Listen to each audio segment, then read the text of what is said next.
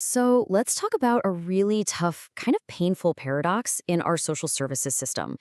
It's the situation where the very system that's designed to help mothers who are struggling with substance use can actually become their single biggest obstacle. A place where, even the best intentions can end up having some pretty devastating consequences. And this quote, wow, it just gets right to the very heart of the problem, doesn't it? I mean, think about it. If you're a mother and you're struggling, the fear of losing your child is so overwhelming, so powerful, that it forces you into the shadows. It makes you hide right at the moment you need a lifeline the most. It's a paralyzing catch-22. You desperately need help, but you are absolutely terrified of what's going to happen if you dare to ask for it. Okay, so to really understand this paradox, we've got to start with the huge invisible barrier that's standing between these families and the support they need. And it's a wall that's been built brick by brick with stigma. Stigma isn't just someone having a bad opinion of you. It's way bigger than that. It's a really powerful social force. It's this whole set of damaging stereotypes that gets latched onto a person, and it fundamentally changes how they're seen and how they're treated by society, by institutions, and yeah, even by themselves. Researchers actually break this down into 4 different levels, and they're all connected. It starts at the individual level. That's the internalized shame and fear we were just talking about. Then it moves to the interpersonal level. That's the judgment you might feel from a doctor or a nurse or even your own family. From there, it builds to the institutional level, where the policies and the systems themselves are the ones creating the barriers. And all of that, it's reinforced at the population level by broad societal norms and discrimination. You can see how they all just feed into each other and create this incredibly powerful, damaging cycle.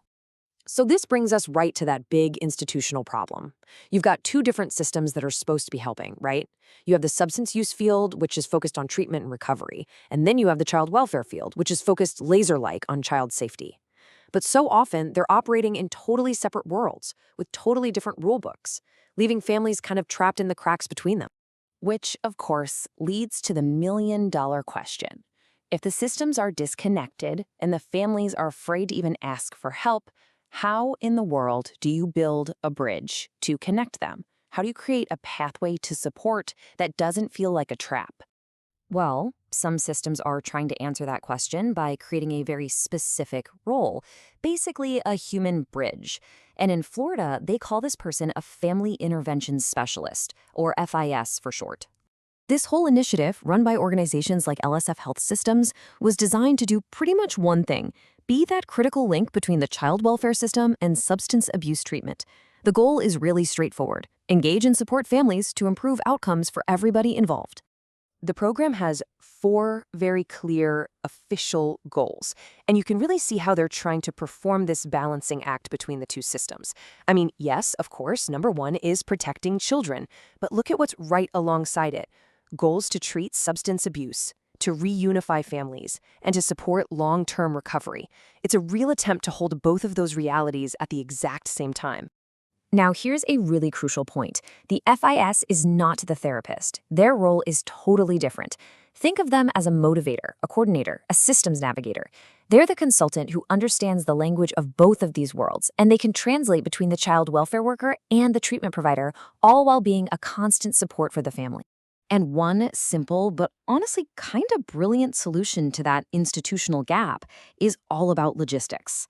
The system literally puts the family intervention specialist in the same office as the child protective investigators. Now, this isn't just symbolic, it's super practical. It immediately breaks down those communication barriers and helps make sure that referrals happen quickly and smoothly. Okay, so all of this sounds pretty great in theory, right? You've got a dedicated bridge builder, they're co-located for efficiency. It sounds good. But what happens when you zoom in from that big picture system level down to the messy human level? What happens when the neat, clean goals of a program run smack into the complicated and often dangerous reality of a person's life? This is where we get into the really deep human side of this work. We're talking about the daily ethical tensions that these providers have to navigate. It's where the theory on the page meets the reality on the street. So to really get inside their mindset, you have to understand a philosophy called harm reduction. Now, this isn't about forcing someone to stop using right away. It's a much more pragmatic approach that basically says, okay, this behavior is happening. How can we make it safer? How can we reduce the harm? right here, right now, while we work towards those bigger goals. It's all about meeting people exactly where they are, no judgment. But as you can imagine, this philosophy creates a huge internal conflict for providers. I mean, their entire ethical code is built around the idea of doing good. But what does good even mean when a client's choices that you're taught to respect, are still actively harmful? Researchers have a name for this: questioning beneficence. And for providers on the ground, it's a constant, nagging question they have to live with every day.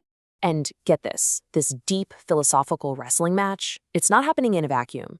It's happening alongside intense, nonstop procedural pressure. The FIS manual, for instance, requires them to try and make contact with a new family within just 3 working days of getting a referral. So you're wrestling with these huge ethical questions while a clock is literally ticking on your paperwork. Just listen to this quote from a provider. It perfectly captures that feeling of holding the tension. This person knows their client is in a dangerous situation, but they also have this incredible humility to know that they don't have all the answers, and that what looks dangerous from an outsider's perspective might actually be a survival strategy. That phrase, hold my breath, it's about respecting someone's autonomy while fighting every urge you have to just go in and fix everything.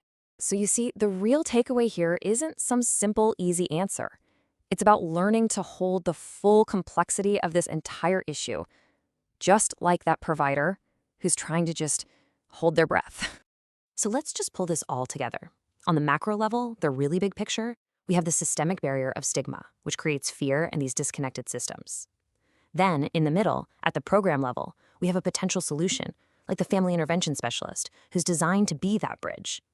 But on the micro level, the day-to-day lived experience for that specialist is the human reality of just sitting with tension, of navigating impossible choices day in and day out, often with no clear answers. And this leaves us with one final, and I think really challenging thought. Our systems, they love clear metrics, right? Cases closed, goals met, boxes checked. But in a field like this, how do you actually measure success?